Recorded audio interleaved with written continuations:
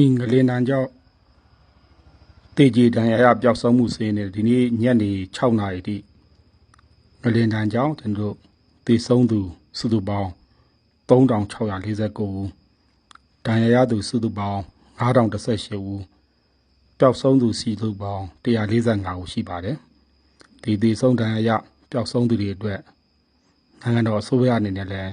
မိသားစုများနဲ့အတူထပ်တူဝမ်းနဲ့ကြေကွဲရပါတယ်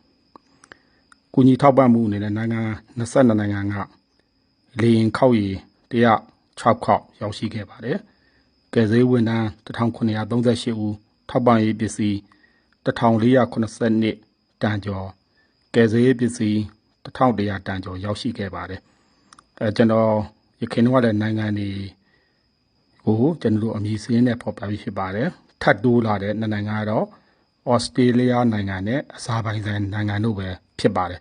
ကူညီထောက်ပံ့မှုအားလုံးအတွက်လည်းအထူးပင်ကျေးဇူးတင်ရှိပါကြောင်းပြောကြားလိုပါတယ်